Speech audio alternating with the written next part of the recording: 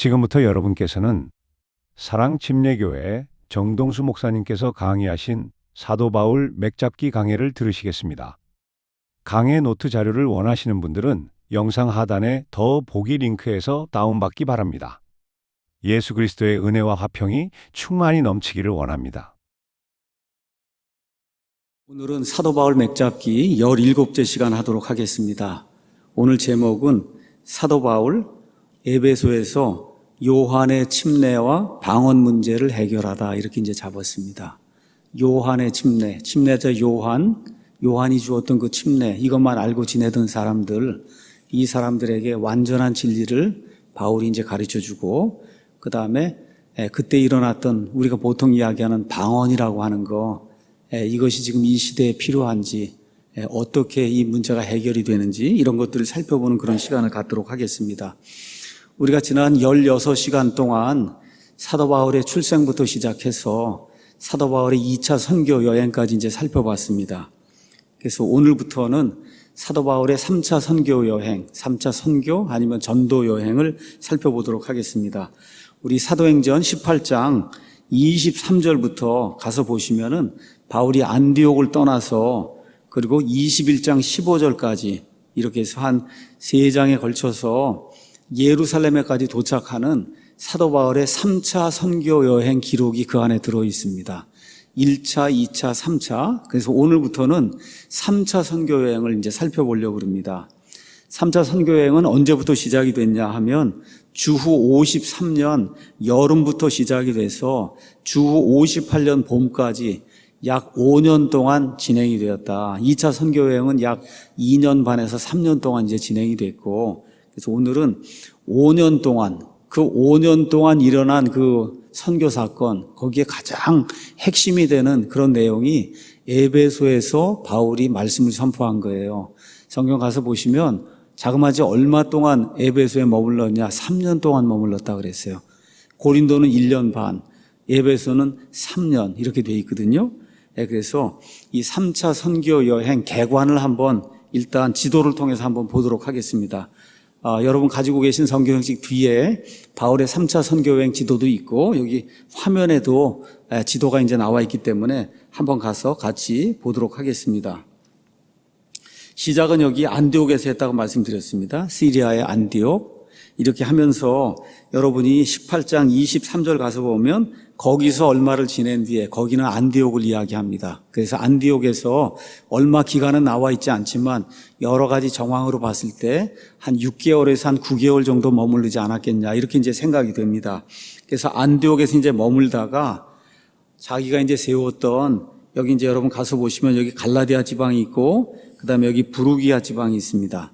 그래서 여기에 이제 교회들을 1차 여행, 2차 여행 하면서 이제 세웠습니다. 그래서 여기 23절에 이렇게 기록이 돼 있어요. 거기서 얼마를 지낸 뒤에 떠나서 갈라디아와 부르기아의 온 지방을 차례대로 다니며 모든 제자들을 강하게 하니라.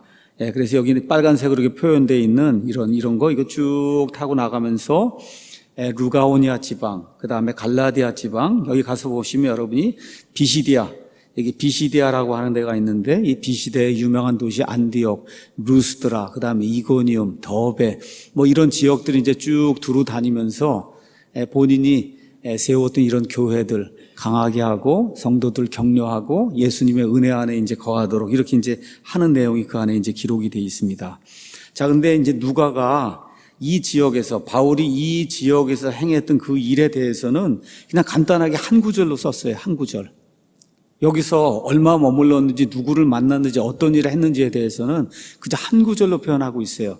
갈라디아, 부르기아 그 지방을 두루 다니면서 본인이 세웠던 그런 교회들, 그 교회들을 가서 방문하고 거기는 형제들 강력하게 하는 그런 일을 했다, 이렇게 이제 이야기하고는, 그리고 바울의 그 사역은 19장으로 넘어가서 아볼로가 고린도에 있는 동안 바울이 윗지방들을, 윗지방 여길 얘기하는 겁니다. 여기를 다 두루 다니고 그리고 어디에 다다랐다는 거예요? 여기 가면 에베소라고 하는 데가 있습니다. 에베소. 그래서 에베소에 다다라서 에베소에서 자그마치 3년 동안 시간을 보내며 하나님의 말씀을 선포하고, 그리고 저와 여러분이 알고 있는 에베소 교회를 세운 겁니다. 에베소 교회. 자, 그래서 에베소에 대해서 제가 여러분에게 잠시 설명을 좀 해야 되겠습니다. 성경의 지리, 그다음에 성경의 인물 이런 걸 잘 이해해야 성경 전체를 이렇게 포괄적으로 잘 이해를 할 수가 있습니다. 이 그림은 에게의 연안에 들어있는 이와 같은 여러 지역들이 이제 보여주고 있습니다. 여기 에게해는 여러분 이거 가서 보시면 에게 이쪽이 어디라 그랬어요? 그리스입니다. 이쪽이 그리스. 그다음에 이쪽이 지금의 터키예요. 터키. 그 당시에는 이 터키가 있던 지역을 아시아라고 불렀어요. 지금 우리가 있는 그 아시아 말고 로마 지방의 하나의 식민지 속주로서 아시아가 있었어요. 이 지역이 아시아예요. 그래서 이거를 지금 혼동을 피하기 위해서 지금 우리가 살고 있는 지역은 아시아라고 그러고 지금 이 지역은 사람들이 소아시아, 에이시아 메이너 이렇게 이제 얘기하는 겁니다. 소아시아. 그래서 소아시아 지방에 여러분이 계시록을 가서 보시면 그 계시록에 나오는 7교회가 있습니다. 그래서 그 7교회가 다 여기 포진하고 있는 거예요. 여기 소아시아 지방 여기 포진하고 있고 이 소아시아 지방에 여러 도시들이 있었는데 이 소아시아 지방에서 가장 큰 도시가 어디냐? 바로 에베소입니다.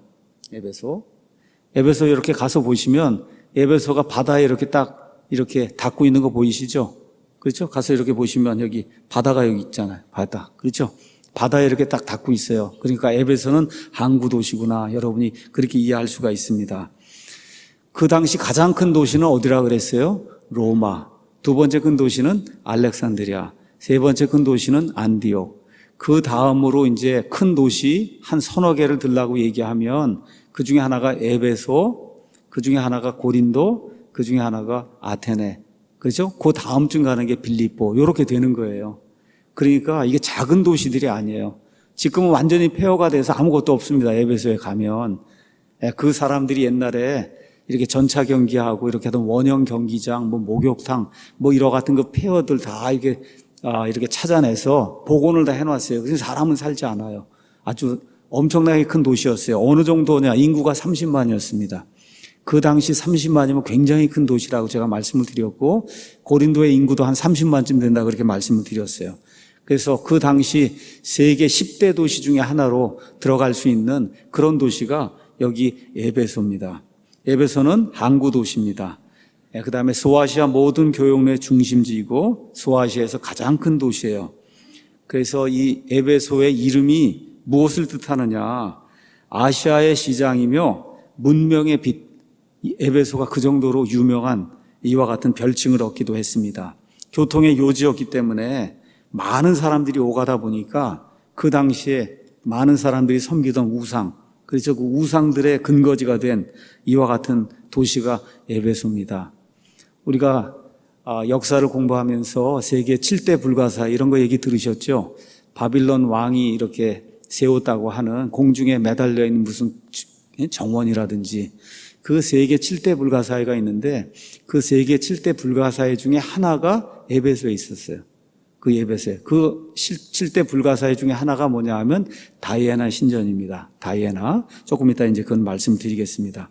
그래서 세계 7대 불가사의 중에 하나라고 어떻게 저런 걸 지을 수가 있을까 할 정도의 엄청난 규모의 이 신전을 지었어요. 그 정도로 에베소가 유명한 그런 그 도시였습니다. 황제 숭배, 신비 종교, 마술, 나중에 이제 가서 보시면 바울의 권고를 받고 예수님이 된 사람들이 마술을 하려고 하면 그 마술의 비법을 적어놓은 책들이 있거든요. 이런 책들, 그 비싼 책들을 가져다 나중에 다 불로 태우는 그런 일이 이 안에 이제 기록이 되어 있습니다. 에베소는 정치적으로 특권이 부여된 자유도시였어요. 그래서 자유롭게 상거래가 이루어졌고 종교의 자유가 이제 허락이 됐어요. 자, 이렇게 이제 하다 보니까 수많은 종교들, 이방 종교들 이런 것도 이제 들어오게 되고 또 항구 도시가 되면 뱃사람들이 왔다 갔다 하고 이렇게 되면서 음란의 도시, 또 간음의 도시 이런 것 때문에 도덕이 땅에 떨어지고 역시 고린도와 마찬가지로 이 세상 사람들의 가장 사악한 도시들 중 하나로 이렇게 사람들 가운데 인식이 되었습니다. 우리가 사도 바울의 2차 선교여행 이제 살펴봤는데 2차 선교여행 여러분 끝나고 이렇게 돌아가면서 에베소에 잠시 머무는 내용 살펴봤죠. 고린도에서 에베소로 들어갔다가 누구와 같이 들어가요? 아굴라와 브리스길라와 함께 고린도에서 에베소로 갔다가 그렇죠? 바울이 거기서 유대인들에게 말씀을 전하니까 유대인들이 더 남아달라 그렇게 얘기했는데 바울이 이번에 그럴 수 없다. 그렇죠? 그래서 자기의 서원을 마무리하기 위해서 때에 맞추어서 예루살렘으로 가는 내용이 그 안에 기록이 되어 있습니다. 자, 그래서 여기 에베소에 2차 선교여행 하면서 교회를 세울 수 있는 이런 씨앗, 터전을 마련을 하고, 그리고 이제 3차 선교여행, 그때 유대인들에게 뭐라고 얘기해요? 하나님이 원하시면 내가 다시 오리라. 그렇죠? 그 약속대로, 그래서 지금 여기 에베소에 이제 가게 되는 거예요. 자, 그렇게 되니까, 3차 선교여행이 5년 동안 진행이 됐고, 여러 도시를 다녔어요. 근데 가장 중요한 게 어디냐? 에베소라고 하는 것만 기억하시면 돼요. 에베소 사역이 가장 중요했다. 가장 중요한 도시고 너무나 많은 사람들이 오가며 문물이 교환되는 이와 같은 도시였기 때문에 여기에다 제대로 된 교회를 세우기만 하면 그냥 자연스럽게 항구 도시를 통해서 사람들이 오고 가면서 예수님의 복음이 선포될 수 있는 이와 같은 기회를 얻을 수 있었기 때문에 바울이 유명한 두란노 서원 아시죠? 두란노는 사람 이름입니다. 지역이 아니고 두란노라고 하는 사람의 이 가지고 있는 그러한 그 집 이런 것들을 이제 서원으로 만들어서 그래서 여기에서 이제 목회하는 그런 내용이 사도행전 18장에서 20장에 기록이 되어 있어요. 사도행전 18장에서 20장. 자, 20장을 가서 보시면 정말 바울의 뭐라 할까? 이 에베소 교회 성도들을 향한 그 뜨거운 그 사랑을 우리가 이제 읽을 수 있는데 바울이 뭐라고 표현했냐 하면 내가 에베소에 있을 때 집집마다 눈물을 흘리면서 다니면서 예수님을 선포했다. 정말 아주 귀중한 그런 말씀이 그 안에 표현이 되어 있어요. 눈물로 경고해 가면서 목회를 했던 이와 같은 그 교회가 에베소 교회다. 여러분 계시록 2장 3장에 가면 계시록에 7교회가 나옵니다. 그 7교회 가운데 사도가 직접 세운 교회는 여기 에베소 교회밖에 없어요. 에베소. 자, 그래서 에베소 교회를 굉장히 사랑해서 바울이 디모데가 에베소 교회 첫째 감독 목사가 됐거든요. 그래서 거기 감독으로 임명을 했고 그 다음에 감옥에 갇혀서도 우리가 보통 얘기하는 옥중서신을 썼어요. 그렇죠. 에베소서, 빌립보서, 그렇죠. 이런 옥중서신을 썼어요. 그 옥중서신 중에 가장 길게 쓴 게 그게 에베소예요. 6장을 썼습니다. 그렇죠. 그래서 에베소 교회에 보내는 이런 편지를 기록해서 이방인과 유대인이 예수 그리스도 안에서 차별이 없이 그들을 나누던 중간 가로막는 벽이 있었는데 이 벽이 예수님 때문에 없어지게 되고 이렇게 돼서 이방인, 유대인 할 거 없이 한 몸 안으로 들어와서 하나의 교회가 된다고 하는 이런 진리를 에베소 교회 성도들에게 편지를 통해서 이제 가르치게 된 이런 교회가 에베소 교회입니다. 성경 가서 보시면 사도행전 18장 19절, 19장 17절 이런 데 가서 보면 에베소에는 유대인도 많이 살고 있었고 회당도 있었다는 사실을 알 수가 있습니다. 그래서 에베소에 2차 선교여행 하면서 잠시 들렀다가 브리스길라와 아굴라를 남겨두고 혼자 이제 다시 안디옥으로 갔다가 약속한 대로 하나님이 원하시기에 다시 에베소로 오는 그런 내용이 그 안에 기록이 되어 있습니다. 또 에베소 관련해서 저와 여러분이 알아야 될 그런 사실이 있어요. 여러분 요한계시록 가서 보시면 계시록의 저자가 누구죠? 사도 요한이에요. 그죠? 사도 요한. 사도 요한은 아마 한 90세 정도까지 살은 것 같아요. 90에서 95세. 이 사도 요한이 말년을 보냈던 그런 도시가 에베소입니다. 그러니까 디모데가 목회했던 도시도 에베소고, 그렇죠? 그 이후에 사도 요한이 말년을 보낸 그런 도시가 거기가 에베소예요. 그래서 이 에베소에서 아마 여기 복음서 요한복음도 쓰고 그다음에 요한계시록 이런 서신서들은 이제 지은 것이 아니냐. 요한 1서, 2서, 3서 이렇게 이제 우리가 추측해 볼 수 있고 그다음에 사도 바울 이후에 이제 여기 요한이 등장하면서 나중에 이제 유배가 돼서 어느 섬으로 유배가 되냐 하면 이 에베소 앞에 지금 여기 여러분 반모라고 하는 섬 보이시죠? 여기 반모라는 섬으로 이제 유배가 됩니다. 그래서 그 유배가 된 그 상태에서 계시록에 나와 있는 하나님의 그 계시를 보고 그다음에 이제 계시록을 기록하는 그런 내용이 성경에 기록이 돼 있어요. 그래서 반모섬에 유배가 됐다가 다시 에베소로 왔다가 그래서 에베소에서 죽은 것으로 그렇게 이제 전승이 내려오고 있습니다. 그래서 이제 저와 여러분이 계기가 되시면 이번 겨울에 특별한 일이 없는 우리가 이제 한번 가보려고 그러거든요. 이제 가면 그럼 에베소 모든 거를 다 볼 수가 있어요. 그 당시에 원형 경기장이라든지 목욕탕이라든지 뭐 하여튼 군인들이 있던 거, 그 다음에 이 사도 요한, 그 다음에 디모데 이런 그 사람들 그 당시에 것들을 다 이렇게 발굴을 해갖고 그래서 볼 수 있도록 이제 그렇게 만들어 놨습니다. 자, 여기 이제 에베소 교회가 세워졌는데 여러분 계시록에 가서 보시면 성령님께서 경고를 주시죠. 그렇죠. 모든 교회에 경고를 주세요. 거기서 필라델피아 교회를 빼고는 다 경고를 받습니다. 뭐라고 돼 있어요? 너희가 회개하고 잘못하고 있는 것들을 회개하고 돌이키지 않으면 그럼 어떻게 그 등잔대를 옮기겠다 그랬잖아요. 맞습니까? 그런 말씀 기억하세요? 등잔대를 옮기겠다. 그 얘기는 무슨 얘기냐? 교회가 이제 없어진다는 얘기예요. 그렇죠. 그래서 에베소 교회가 이렇게 바울에 의해서 세워졌어요. 그죠? 54년이나 5년경에 세워졌어요. 이 교회가 어느 정도 유지가 됐냐? 600년 정도 유지가 됐어요. 그러니까 에베소 그 처음에 세워졌던 교회가 디모데가 목회를 하고, 그 다음에 사도 요한이 목회를 하고, 유명한 사람들이 목회하던 그런 교회가 AD 600년, 650년 그 사이가 이제 되면서 완전히 다 사라져서 자취도 남지 않는 이런 일이 생기게 됐습니다. 왜 그런 일이 생겼냐? 제가 조금 이따 이제 말씀을 드리겠지만 우상숭배. 그러니까 교회가 이렇게 사도가 세운 교회예요. 디모데가 목회했던 교회예요. 사도 요한이 목회했던 교회예요. 그 교회가 천주교회라고 하는 것이 들어와서 우상숭배가 이렇게 팽배해지게 될 때 그거를 견디지 못하고 그래서 그 우상숭배하는데 같이 참여했다가 그래서 결국 에베소라고 하는 도시 자체가 무너져 버려요. 어떻게 무너져 버리냐? 에베소는 항구입니다. 항구면 배가 들어와야 되잖아요. 그렇죠? 그런데 그 옆에 있던 강에서 모래가 계속해서 들어오면서 항구를 다 막아버린 거예요. 그래서 더 이상 항구가 아니에요. 그러니까 배가 들어오지 못해요. 그러니까 그렇게 되면서 모든 것이 이렇게 경제의 모든 것이 무너져 내렸고 이렇게 하다가 614년에 지진이 생겼어요.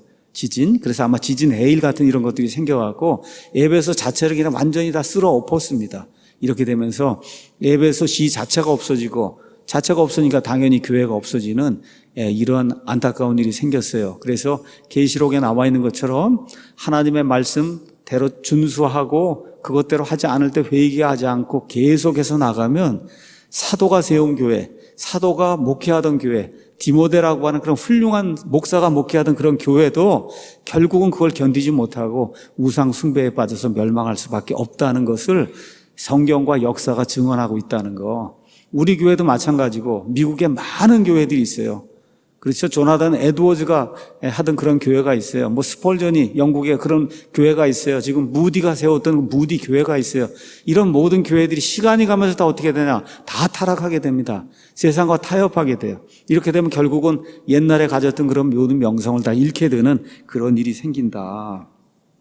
자, 여기 에베소의 가장 큰 관광물 아니면 유명한 건 다이애나 신전이라고 얘기했습니다. 자, 그럼 다이애나 신전을 이야기하기에 앞서서 먼저 다이애나 여신에 대해서 잠깐 설명을 해야 되겠습니다. 다이애나 여신. 다이애나 여신은 이렇게 이제 생겼습니다.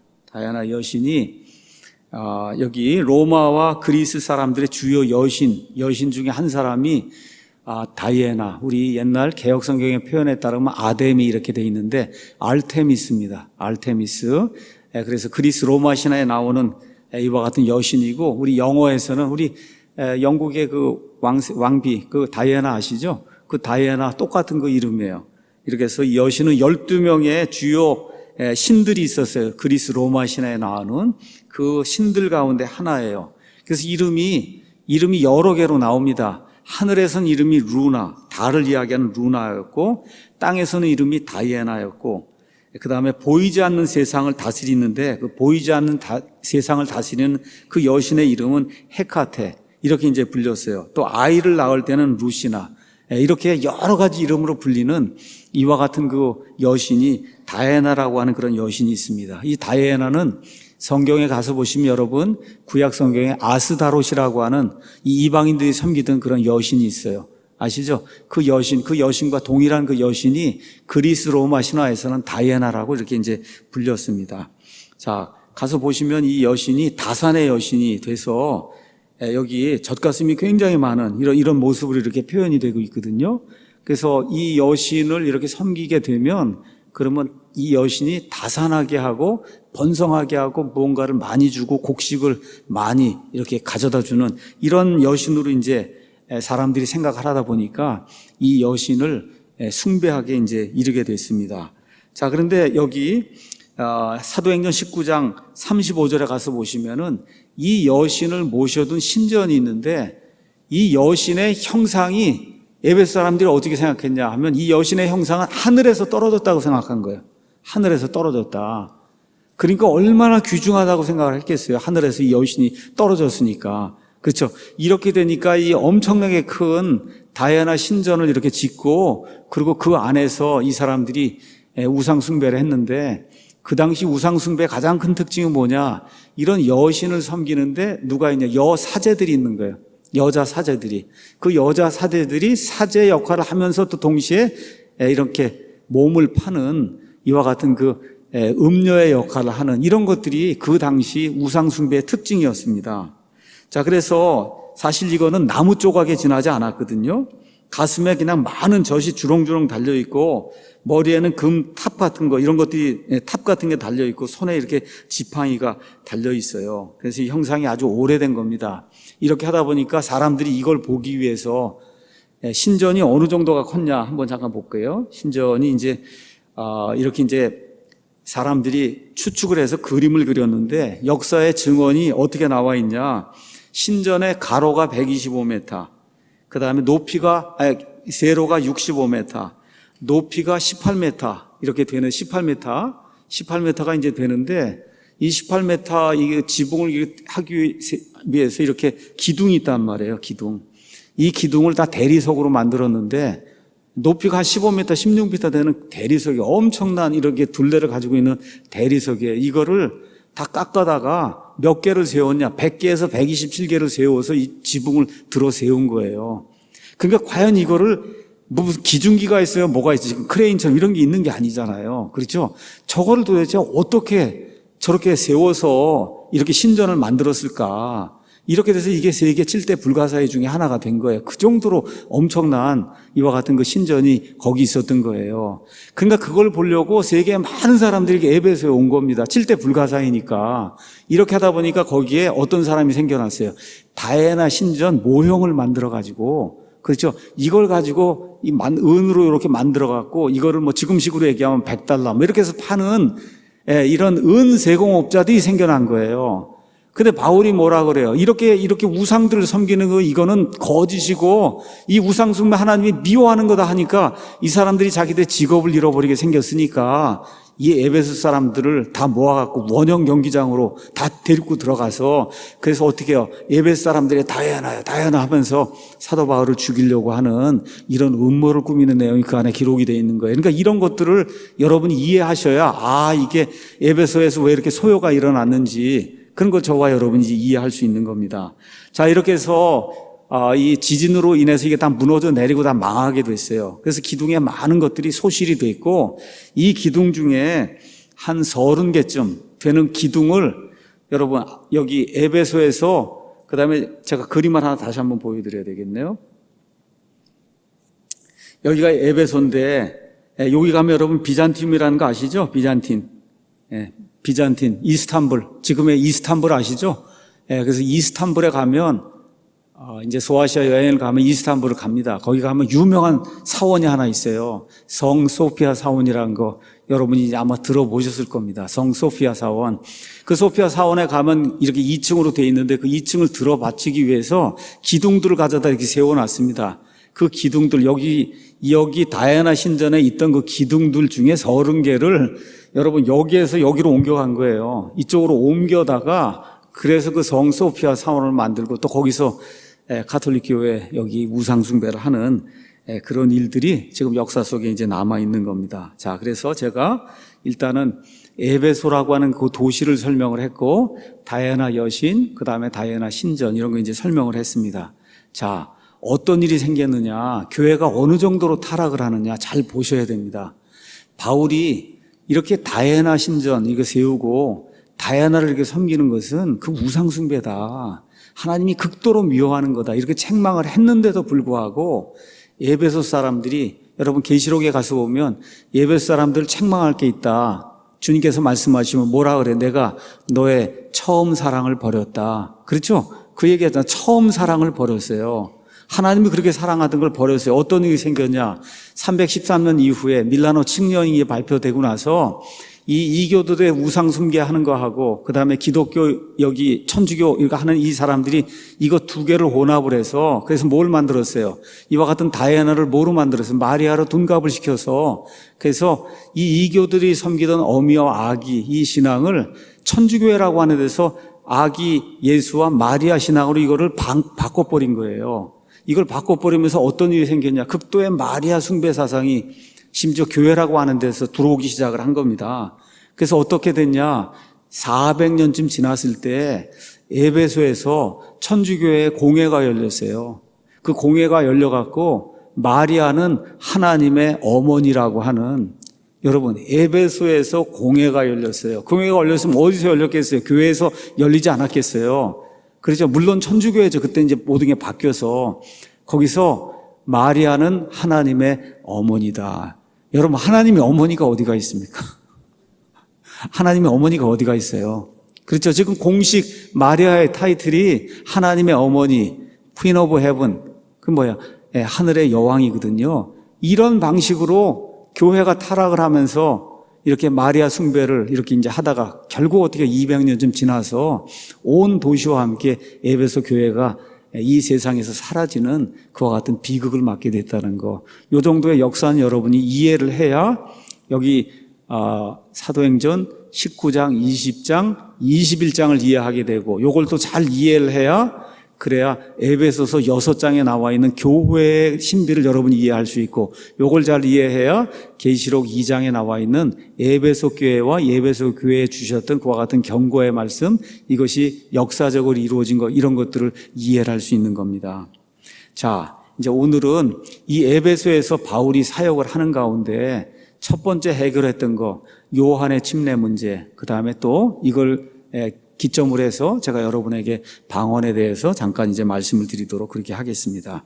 에베소서 20장 31절 가서 보시면 바울이 에베소에 도착한 이후에 3년 동안 에베소에서 목회를 했다. 이렇게 이제 기록이 되어 있습니다.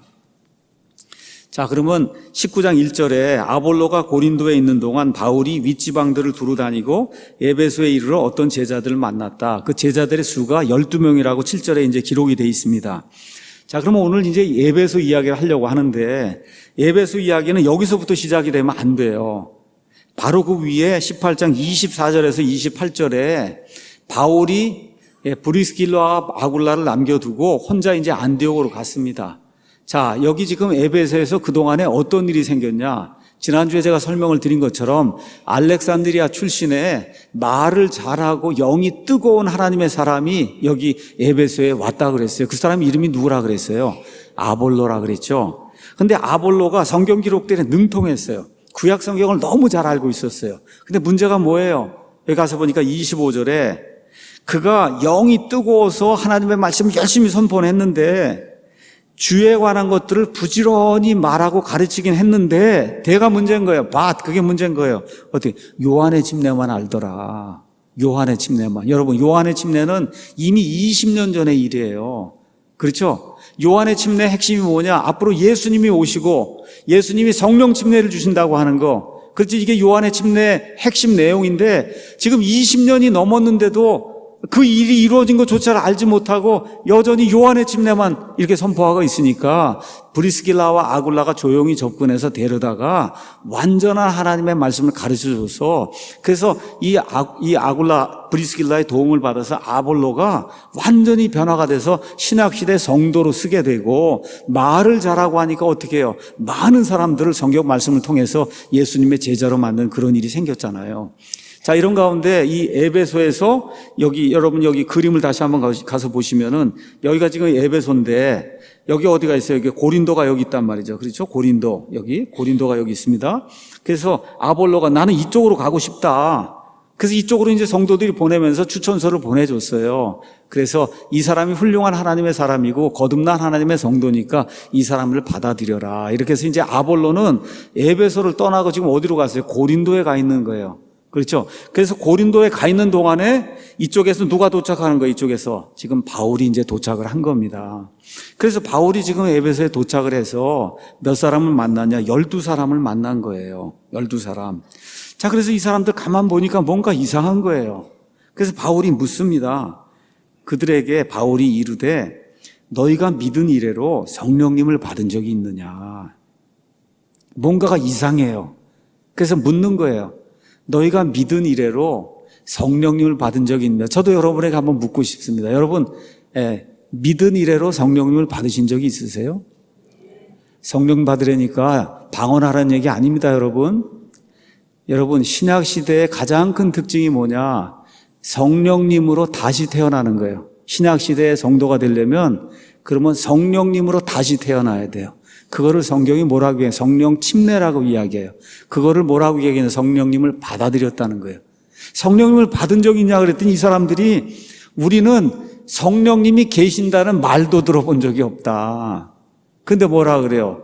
우리는 하나님을 믿는다고 이야기를 하니까 바울이 안 되겠구나. 올바른 진리를 다시 한번 가르쳐야 되겠구나.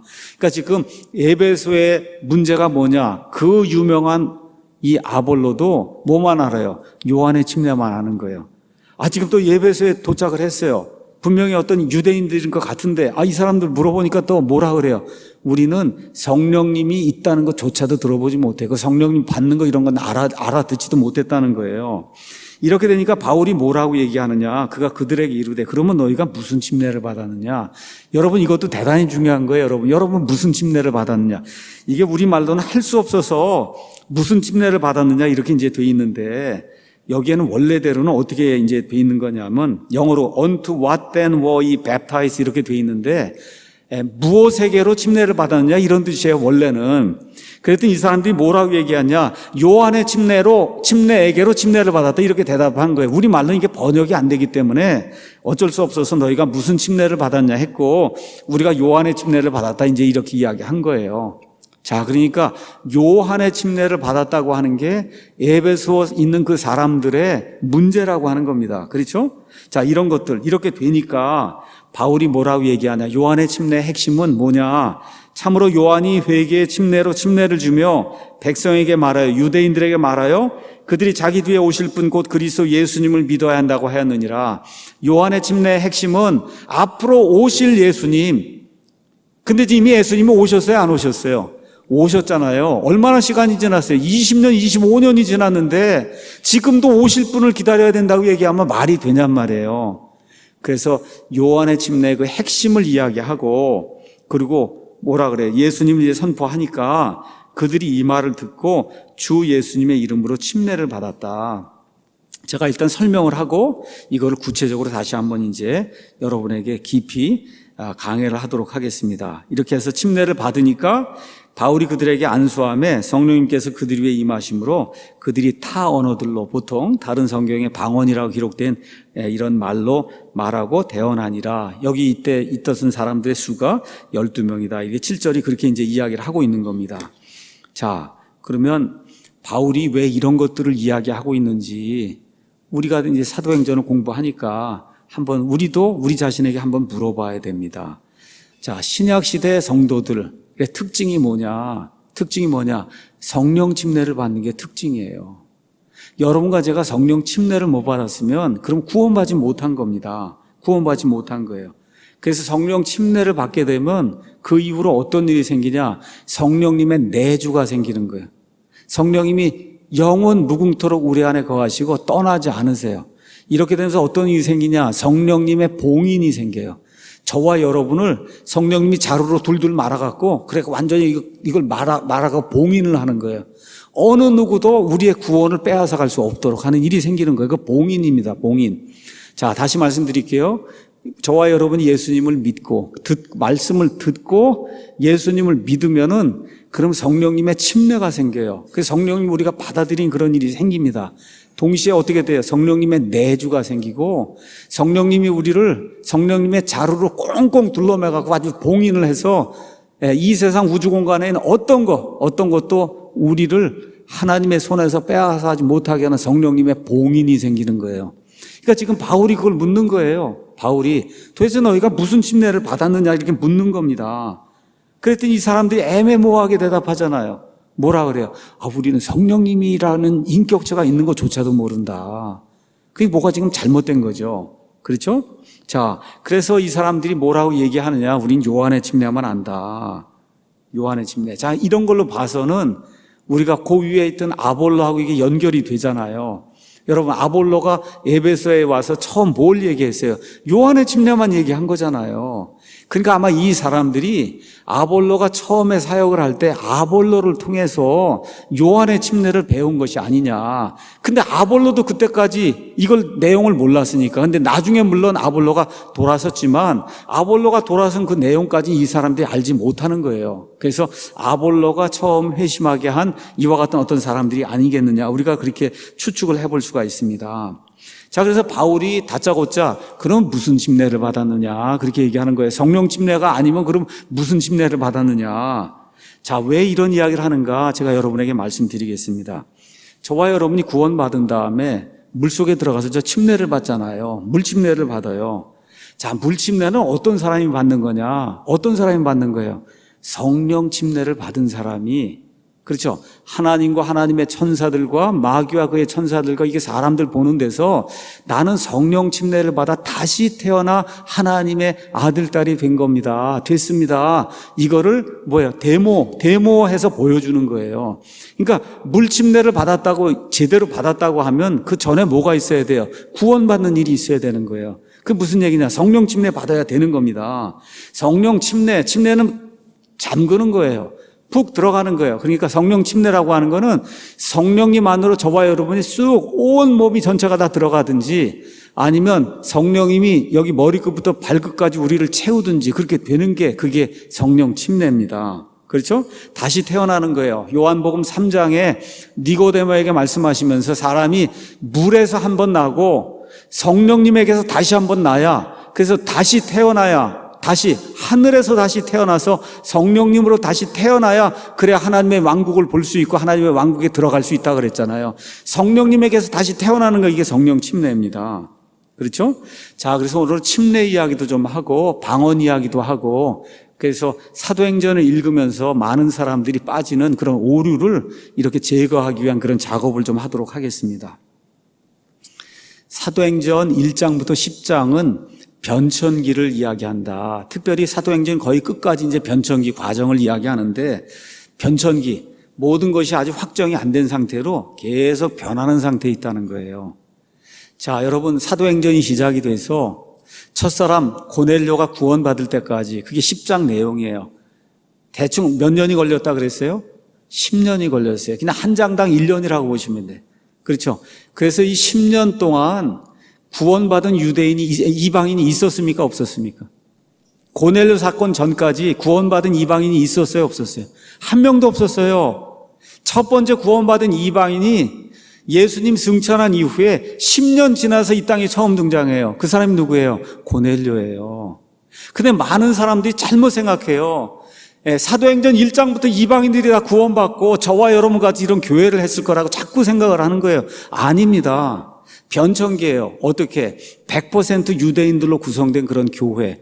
그 교회가 예루살렘과 유대와 사마리아 땅끝까지 이렇게 번져나가는 그런 과정이 기록이 되면서 사도행전 10장, 약 10년이 지나서야 비로소 처음으로 이방인이 구원받는 그런 일이 사도행전에 이제 기록이 되어 있는 거예요.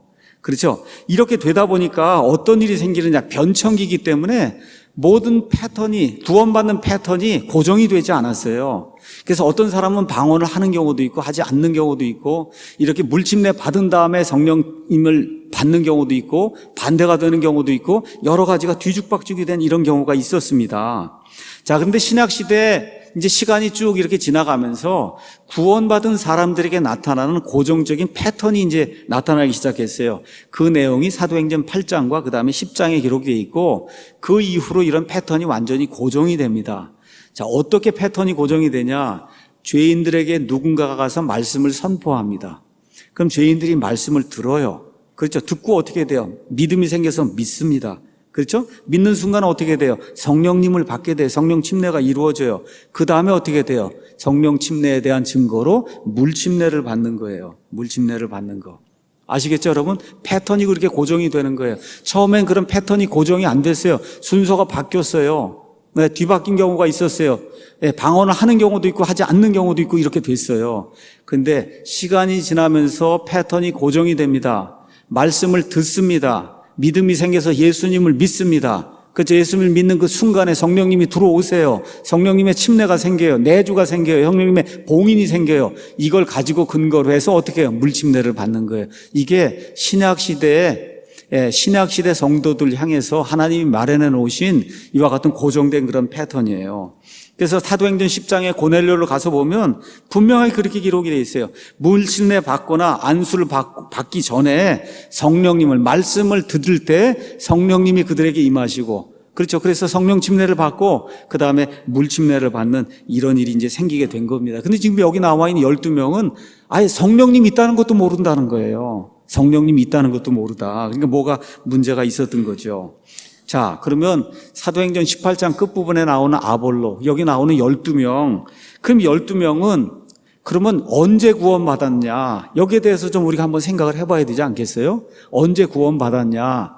그렇죠. 아볼로가 브리스길라와 아굴라가 좀 더 완전한 길을 가르쳐 줬을 때 그때 구원받았냐? 아니면 이미 말씀 선포하고 할 때 이미 구원받은 사람이냐? 여기 지금 12명이 지금 예수님의 이름으로 침례 받았잖아요. 성령 침례 받았어요. 이때 구원받았느냐? 아니면 이미 그 전에 에베소에 있을 때 이미 구원받았느냐? 이런 문제를 저와 여러분이 잘 해석을 해야 됩니다. 첫 번째 견해는 이들은 아직 구원받지 못한 사람들이다. 그래서 성령 침례 받고 그리고 이제 구원받은 거다. 이렇게 주장하는 사람들이 있어요. 이렇게. 이것도 가능하다고 봅니다. 그런데 저와 여러분이 저는 두 번째 견해를 선택합니다. 두 번째 견해는 이미 구원받은 사람이다. 이미 구원받은 사람이에요. 그런데 어떻게 구원받았냐? 구약식으로 구원받았다는 겁니다. 구약식으로. 여러분, 구약식으로 구원받았다는 거. 시대는 지금 신약 시대가 돼서 25년이고 시간이 흘렀는데 아직 이 완전한 그런 방식은 알지 못해요. 그럼에도 불구하고 아볼로나 이런 사람들이 이미 구원받았다고 저는 그렇게 믿습니다. 많은 학자들이 그렇게 믿어요. 왜 그러냐? 자, 이제 설명하겠습니다. 여러분, 신약과 구약 전체를 통해서 사람이 어떻게 구원받습니까? 어떻게 구원받아요? 하나님의 말씀을 듣고 하나님을 믿을 때, 그렇죠? 100% 하나님의 은혜로 믿음을 통해 구원받는 거예요. 맞습니까? 다른 방법 없어요. 그렇죠? 하나님의 말씀이 선포가 될 때 그 하나님의 말씀을 믿고 하나님을 신뢰하고 이렇게 돼서 은혜로 믿음으로 구원받는 거예요. 자, 그런데 신약시대의 특징은 뭐냐? 신약시대의 특징은 이 일이 구체적으로 표현이 되어 있어요. 하나님의 말씀을 듣고 하나님을 믿는다는 게 뭐냐? 예수 그리스도를 믿는다는 걸로 구체적으로 그게 특정이 된 거예요. 신약시대에는. 이렇게 되면서 어떤 일이 생기냐? 성령 침례가 이루어진다는 거예요. 성령님의 내주가 이루어져서 다시 태어난다, born again 한다고 하는 그런 말이 신약시대에 적용이 되는 겁니다. 자, 그러면 제가 여러분에게 여쭤보겠습니다. 여러분, 아브라함과 다윗이 born again, 다시 태어났다는 그런 말 있어요, 없어요? 아브라함과 다윗이 구원받았습니까? 구원받았지. 어떻게 구원받았어요? 하나님의 말씀을 믿고 하나님을 신뢰하고, 그렇죠? 그래서 은혜로 내 행위와 상관없이 구원받았잖아요. 맞습니까? 그러면 성령님으로 다시 태어난 일이 있어요, 없어요? 없어요. 성령님으로 다시 태어난 일은 신약시대에 그 일이 이루어진 거예요. 예수님이 오셔서 성령님으로 침례를 주시잖아요, 예수님이. 맞습니까? 그러니까 예수님 오시기 전에 없었던 거예요. 그럼 구원은 받았어요, 못 받았어요? 받았어요. 받았는데 뭐가 없었냐? 성령 침례가 없었던 거예요, 구약시대에는. 그렇죠? 그런 의미에서 앞뒤 내용을 봤을 때 지금 변천기이기 때문에, 여러분 지금은 그렇지 않습니다. 그렇지만 변천기이기 때문에, 그렇죠? 아직 20년이라고 하는 시간이 지나면서도 구약식으로 하나님의 말씀을 믿고 하나님을 신뢰하고 그래서 구원은 받았는데 뭐가 없었던 거예요? 성령 침례를 아직 모르고 받지 못했다는 겁니다.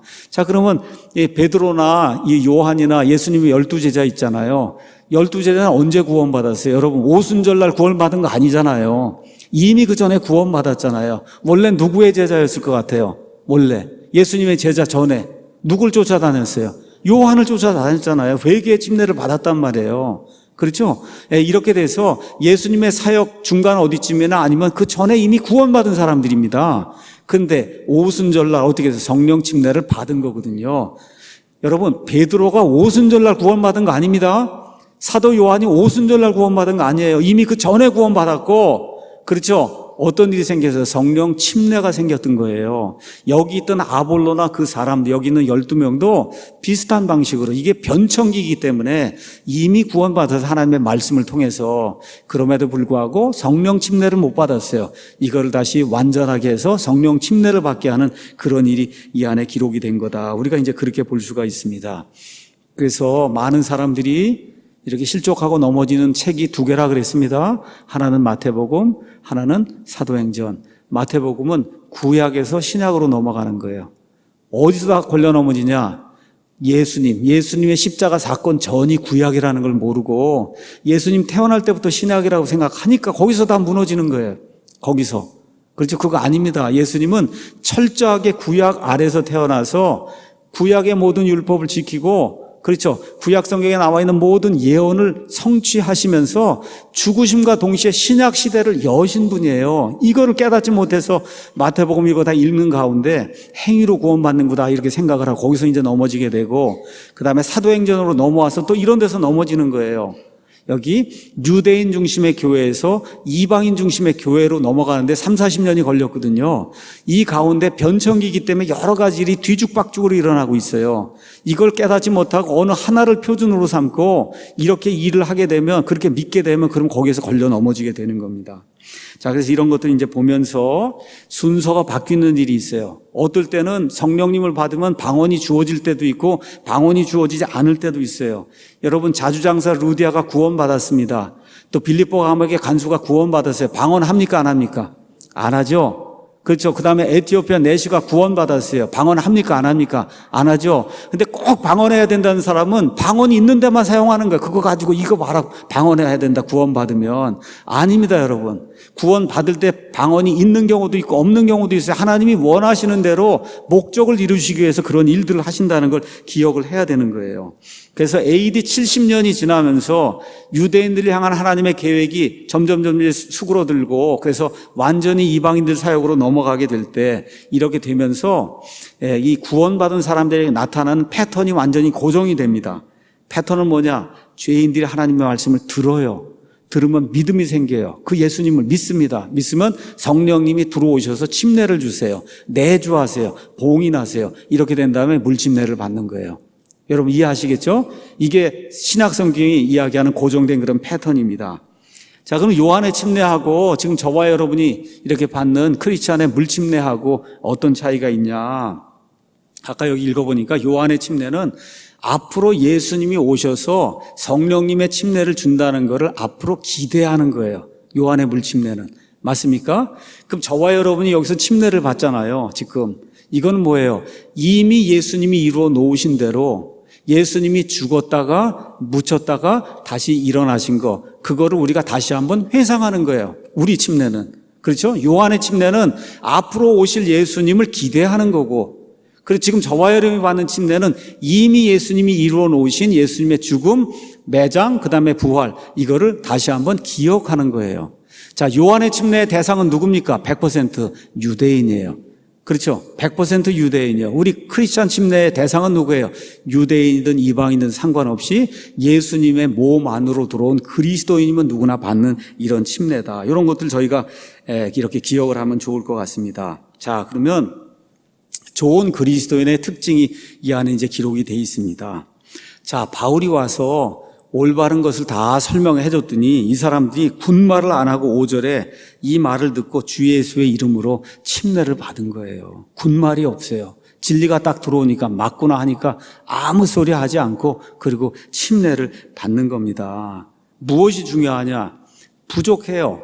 내가 확실하지 알지 못했어요. 누가 와서 정확하게 가르쳐 줬어요. 그럼 어떻게 순종하면 되는 거예요. 저는 3번 받았습니다. 3번.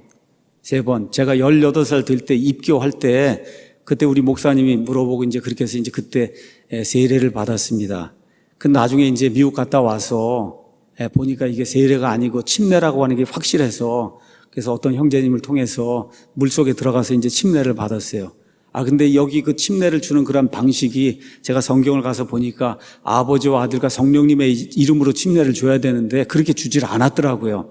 그래서 제 마음에 양심에 거리낌이 생겨서 저하고 요 옆에 가천의대에 있는 우리 차한 박사하고 둘이 가서 우리 이거 이렇게 하면 안 되겠다 이렇게 해서 용산에 있는 미국 침례교회 가서 그 목사님에게 우린 성경대로 아버지와 아들과 성령님의 이름으로 침례를 받기 원합니다. 이렇게 해서 그 목사님한테 가서 그래서 다시 침례를 받았어요. 여러분 뭐 부끄러울 게 뭐가 있어요. 그렇잖아요. 성경대로 내가 올바로 해야 되겠다는 건데.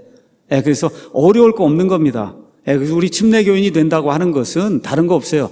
성경이 여기 옳다고 얘기하면 내가 가지고 있던 전통, 관념, 습관 이런 거 다 그냥 성경은 맞고 나는 틀리다 갖다 버리고 하나님의 말씀대로 따라가려고 하는 그런 마음을 갖는 거, 이것이 성경신자, 바이블 빌리버다. 저는 그렇게 생각을 합니다.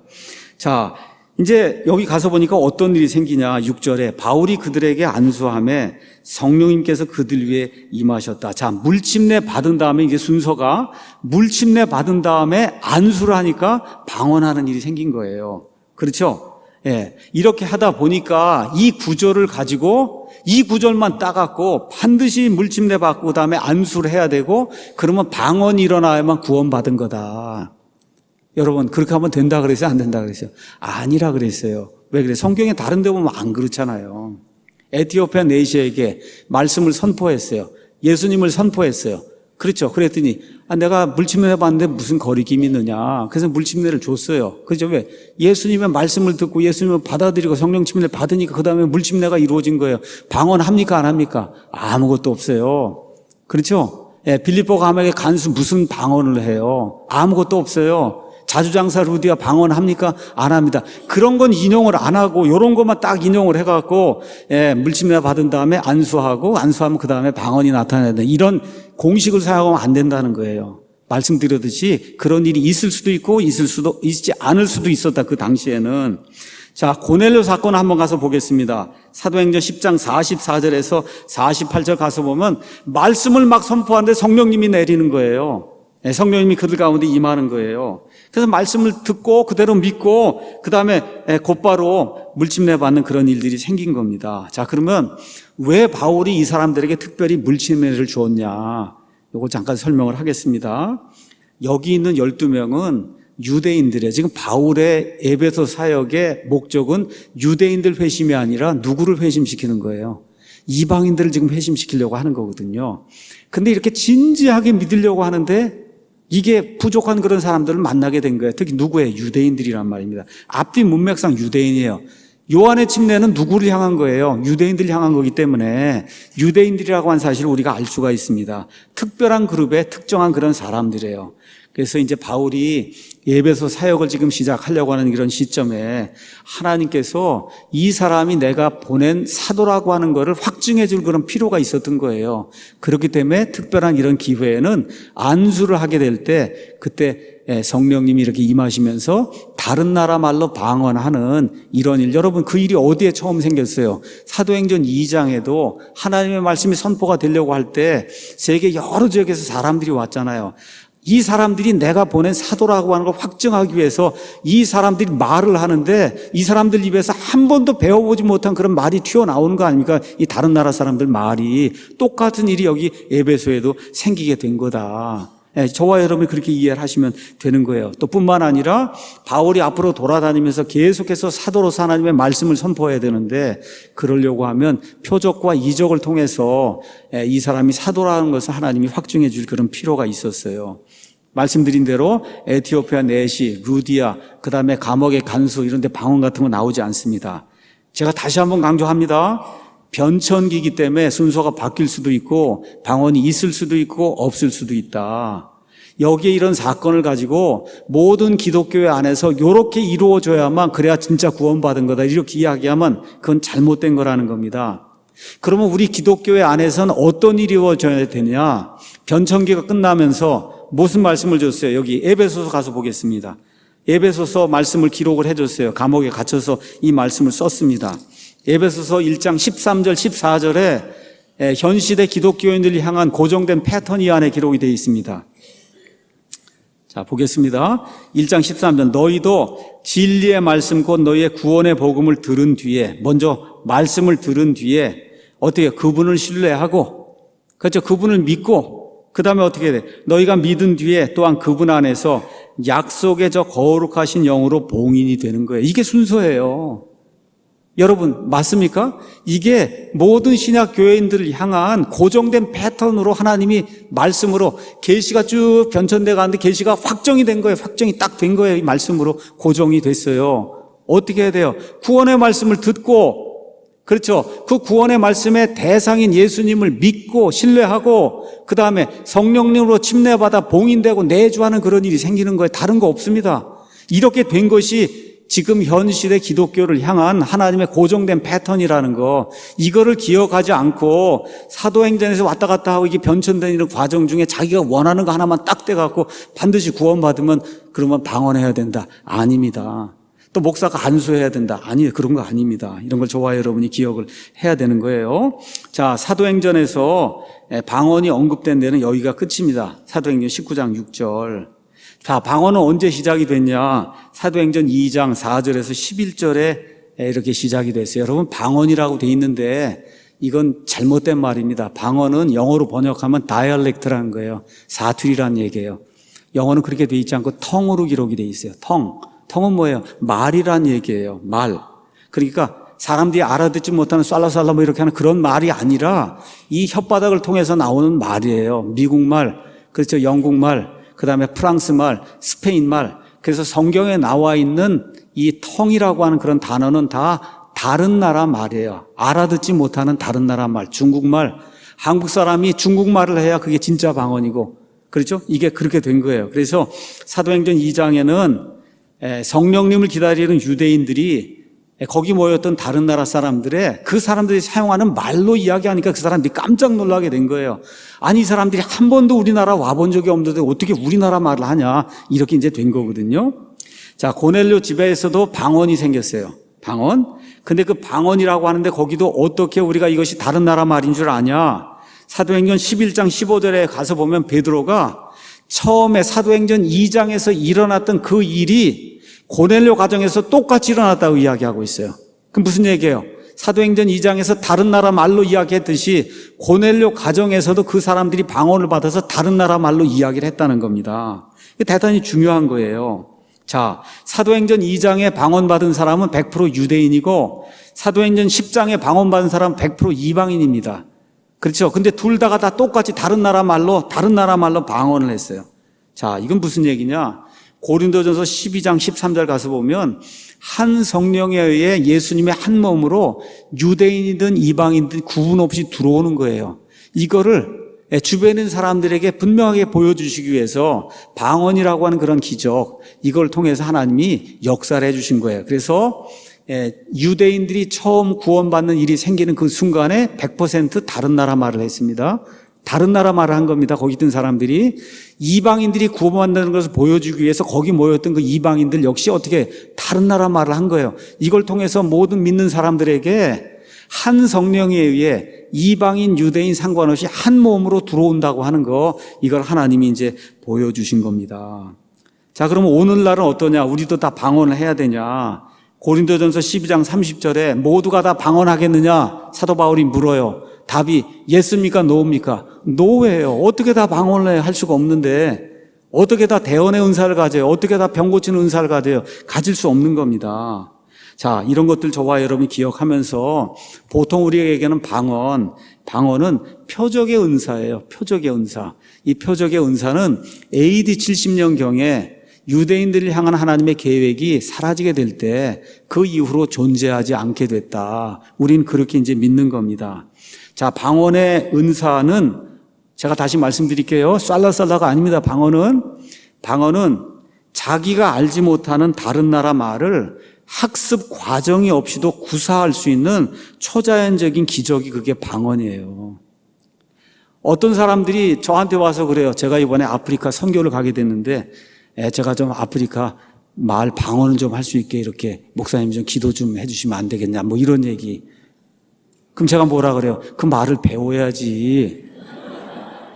여러분 지금은 배워야 되는 거예요.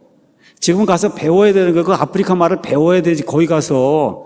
그렇죠? 근데 뭐는 있을 수 있냐? 아프리카 가서 사역을 하다가 알겠죠? 하나님이 진짜 원하시면 그 사람이 그 나라 말을 할 수 있도록 당분간 만들어주고 그건 믿는 거예요 제가. 그렇지만 일반적으로 가서 그렇죠. 교회에 가서 병원에 가서 말씀을 이렇게 선포한다 이거예요. 그럴 때 어떻게 배워서 해야 되는 거예요. 저 몰몬교 선교사들 여기 오려고 1년이나 한국말 다 배우고 다 그렇게 해서 오는 거예요. 무슨 방언을 기다리면 안 되는 겁니다 여러분. 지금 이 시대에는. 자, 그래서 그럼 왜 초기에는 이런 일이 왜 필요했냐? 말씀드린 대로입니다. 나가서 사도들이 말씀을 선포해야 되는데 그 나라 말을 모르잖아요. 거기 있는 사람들이 가르쳐야 되기 때문에 그래서 그런 일이 시시때때로 일어났다는 거예요. 이런 일이 또 동시에 어떤 일이 생겨 이거 기적 아닙니까? 제가 한 번도 중국말을 한 글자도 몰라요. 저는 말을 못합니다. 근데 그냥 중국말이 막 쏟아져 나오면 사람들이 깜짝 놀라지 않겠어요? 야, 이거 진짜 하나님이 살아계시는구나. 이런 걸 보여주기 위해서 그 시대엔 그게 필요했다는 거예요. 또한 현재 은사주의자들이 행하는 방언은 사람의 언어가 아니에요. 사람의 언어. 그래서 가서 녹음을 해갖고 분석을 하면 안 됩니다. 하나도. 사람의 말이 아니에요. 뭐 불란서 말을 했다 그러는데 다 거짓말입니다. 진짜 말 없어요. 하나도. 논리적인 구조를 가지고 있지 않습니다. 그렇기 때문에 이거는 성경이 이야기하는 정말 다른 나라 말 아닙니다. 이게. 그렇기 때문에 가짜라고 우리가 이제 이야기하는 거예요. 자, 이거 이야기하고 이제 마치겠습니다. 그래서 방언의 선물은 표적의 선물이라고 그랬어요. 그래서 병 고치는 거, 기적의 선물, 그 다음에 사도. 그렇죠. 사도는 죽은 자도 살리는 게 사도예요. 바울이 그래요. 죽은 자도 살리잖아요. 베드로가 죽은 자도 살리잖아요. 그 다음에 또 어떤 게 있냐? 대언자. 하나님의 말씀이 직통 임해갖고 하나님께서 이렇게 말씀하신다고 말씀하는 이런 대언자. 여러분 이런 거는 사라져서 지금 이 시대에 없습니다. 그래서 어떤 사람이 와서 나 사도라 그러고 나 하나님의 직통 계시를 받았다 그러고 그러면 빨리 도망가야 돼요. 빨리 도망가야 그래야 저와 여러분이 살 수 있는 겁니다. 그래서 성경의 완성과 더불어 AD 70년 이후로 이런 것들이 존재하지 않습니다. 그래서 고린도전서 13장 9절 이후에는 타언어, 텅이라고 하는 그런 단어가 나오지 않아요. 그래서 고린도전서 14장 21절, 22절 저와 여러분이 가서 보시면 타언어, 방언은 언제 종결이 되냐? 타언어는 믿지 않는 유대인들 향한 표적이라고 분명히 기록이 돼 있어요. 믿지 않는 유대인들 향한 표적인데 AD 70년에 하나님께서 유대인들 향해서 가지고 있던 그런 모든 일들을 접으셔야 될 일이 생겼어요. 어떻게 됐어요? 성전이 다 무너져 내리고 예루살렘이 회파가 되고 더 이상 이 유대인들 향해서 하나님이 무언가를 하실 수 없는 그런 시대가 오면서 어떻게 자연적으로 이런 모든 기적들은 다 사라지게 된 겁니다. 이렇게 얘기하니까 또 어떤 분이 그럼 하나님 병 고치지 못하느냐? 그런 얘기가 아닙니다. 이 머리가 좀 있어야 돼요. 제가 그런 얘기 한 적이 없거든요. 어떻게 얘기해요? 여러분, 제가 하나님이 병을 고치지 못한다는 게 아니라 어떤 특별한 사람이 손만 대면 이렇게 병이 낫는 그런 일은 없다는 거예요. 어떻게 해요? 우리가 하나님께 받은 확신이 뭐예요? 무엇이든지 하나님의 뜻대로 구하면 이루어 주신다는 거예요. 저와 여러분이 기도해서 그렇게 해서 하나님의 병 고침도 받고 받는 거지 제가 손을 대거나 누구 가짜가 와서 이렇게 손을 댔더니 병이 낫는다. 이런 일은 없다는 겁니다. 여러분 이해하시겠죠? 이걸 기억하시면 좋겠습니다. 자, 마지막으로 이런 것들 기억하시면서 유튜브에 가면 방언 왜 안 하는가 이런 그 제목에 방언 관련해서 많은 사람들이 본 이와 같은 유튜브 영상이 있으니까 여러분이 한번 참조해 보시고 제가 이렇게 얘기해도 나는 꼭 하고 싶다 하시면 됩니다. 뭐 영혼의 자유가 있으니까 뭐 그렇잖아요. 다들 밤새 방언으로 기도하면 얼마나 속이 시원한지 모른다고. 그럼 그렇게 하셔도 제가 뭐라 그러겠어요. 그 사람 영혼의 자유이기 때문에. 근데 한 가지 확실한 거는 할 필요가 없다는 거예요. 우리 말로도 지금 기도를 못 하는데 듣지도 못하는 말로 쌀라쌀라 밤새 하면은 다른 사람들이 보면 미쳤다 그러지 않겠어요. 제 얘기가 아닙니다. 제가 하나만 읽고 마치겠습니다. 고린도전서 14장에 이렇게 이제 정확하게 기록이 되어 있습니다. 그 말씀을 제가 읽어드리겠습니다. 고린도전서 14장에 22절에 그러므로 타 언어들, 방언은 믿는 자들 위한 표적이 아니요 믿지 않는 자들 위한 표적이로되 대언은 믿지 않는 자들 위한 것이 아니요 믿는 자들 위한 것이니라. 그러므로 온 교회가 다 같이 한 곳에 모여 모두 타 언어, 방언으로 썰라썰라 이렇게 하면 배우지 못한 자들이나 믿지 않는 자들이 들어와서 너희가 어떻게 해요? 미쳤다고 하지 아니하겠느냐.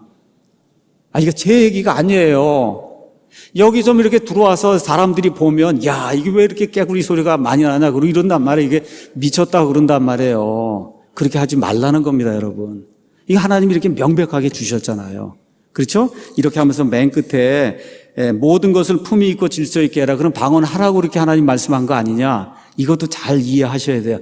여태 지금까지는 요때까지 고린도 전서가 기록이 될 때는 방언이 있던 시기예요, 없던 시기예요? 있던 시기예요. 그러니까 어떻게 하도 질서 있게 하라는 거죠.